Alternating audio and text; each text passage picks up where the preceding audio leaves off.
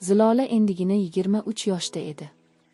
Yuzida go'zallik, yuragida esa sokinlik yashardi. Erining ismi Behruz edi. Ular to'y qilishganiga 2 yil bo'lgan, ammo so'nggi 7 oy ichida eri Rossiyada, Moskva shahrida ishlab yurardi.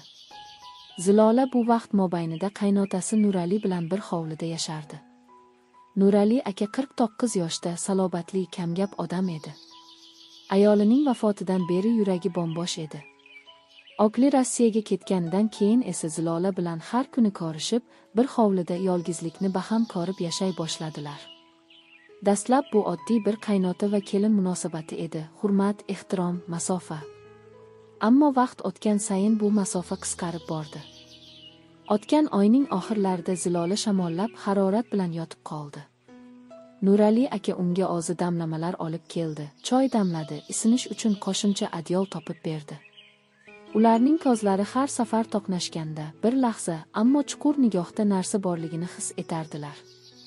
Bir kuni ertalab Zilola bog'da gullarni sugarayotganda yengidan pastga siljigan ko'ylagi qaynotaning nigohini tortdi.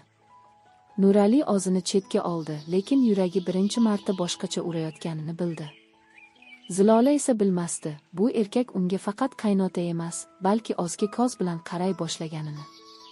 Yomg'irli tun edi. Elektr o'chib qolgandi.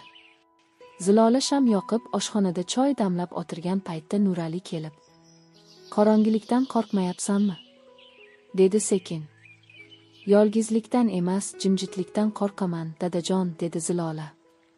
Bu so'zlar nimadirni buzdi.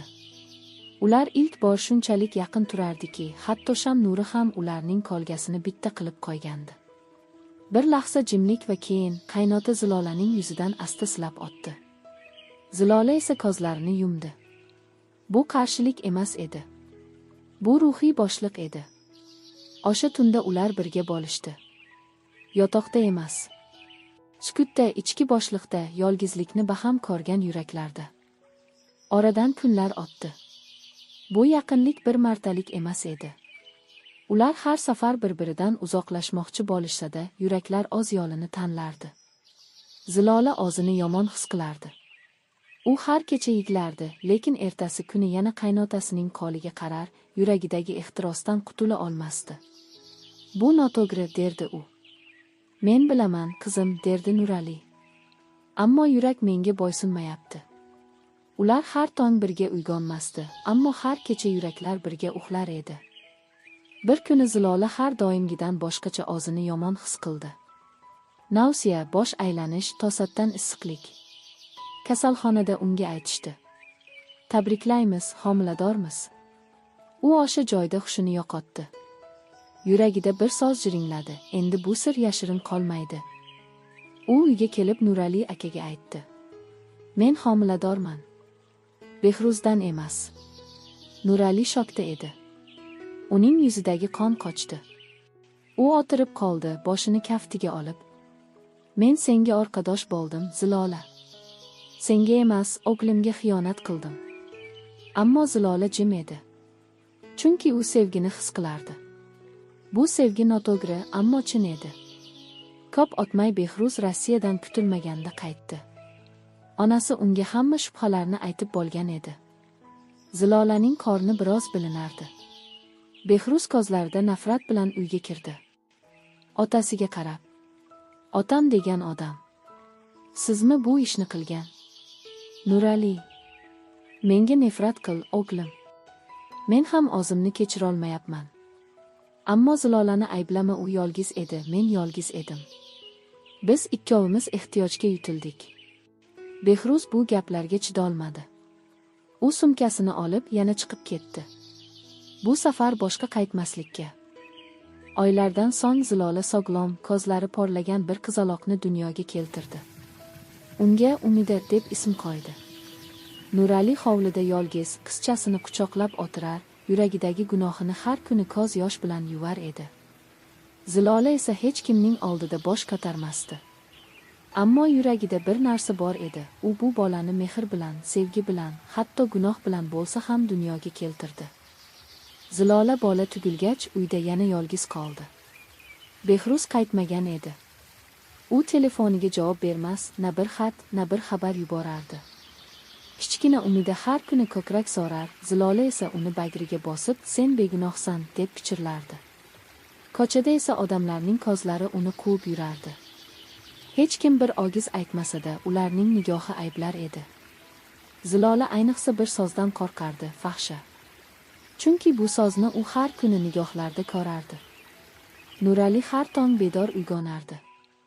Qizchani yaxshi ko'rar, unga shirinliklar olib kelar, har kuni bog'da sayr qildirardi. Ammo bu mehr jazoga aylangandi. U har kecha ayolining surati oldida o'tirib, unga shunday deydi: "Meni kechir, Mahbuba. Men senga va o'g'limga xiyonat qildim. Lekin men ham insonman. Yolg'izligim meni oldirardi." U olim haqida o'ylay boshladi. Ammo Umidaning quvnoq kulgisi, Zilolaning jim yuragi uni yana hayotga qaytarardi. Shunday og'riqli ikki olam orasidagi hayotda 4 oy o'tgach, Behruz kutilmaganda qaytib keldi. Hovlida Zilola qizchasiga ovqat tayyorlab yurgan edi. Behruz eshikdan kirdi. Zilola qotib qoldi. Qizcha esa hech narsani tushunmay otasiga qarab kulimsiradi. "Bu meniki emas", deya baqirdi Behruz. "Bu otamdan." Zilola faqat yiglardi. Uning ko'zlarida "Menga ham qarshi chiqmang, men ham qurbonman" degan chaqiriq bor edi. Ammo Behruz ko'rmasdi, faqat nafrat bilan yashardi. U otasiga qarab: "Siz men uchun olmadingiz, siz men uchun yo'qsiz endi." Va ortga qayrilmasdan chiqib ketdi. Behruz uydan butunlay ketdi. Hovli jimjimador, ammo gamgin edi. Zilola qizchani katta qilar, har kuni duoda bitta so'zni takrorlardi: "Kechiring." Nurali esa endi yuragini shunchaki qizchasiga adashgan mehr bilan emas, chin dard bilan to'ldirar edi.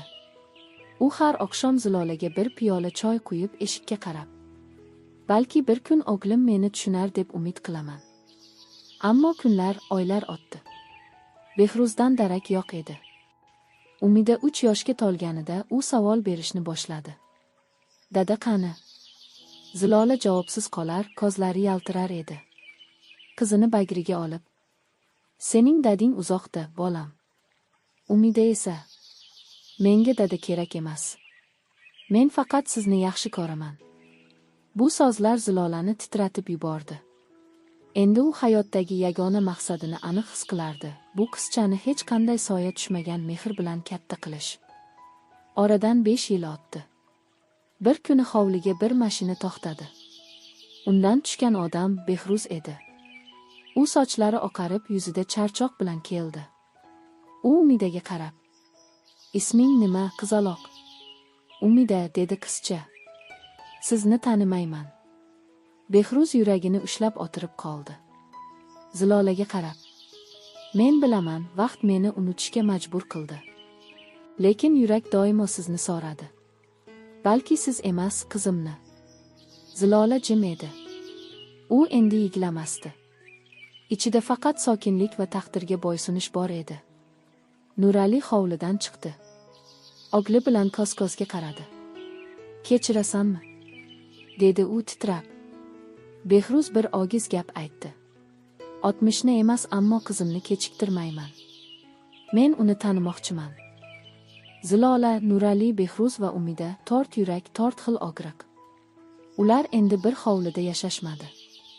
Behruz boshqa uyga ko'chdi, ammo har kuni Umidani ko'rish uchun kelardi. Nurali esa sog'ligi yomonlashib 1 yil ichida vafot etdi. Oxirgi so'zlari: "Men noto'g'ri ish qildim, ammo yuragim yolg'on sevgan emasdi." Zilola esa hali ham hijolat, ammo sokin yuz bilan yashardi. U 60ni unutmadi, ammo jazoni har kuni yelkasida olib yurdi.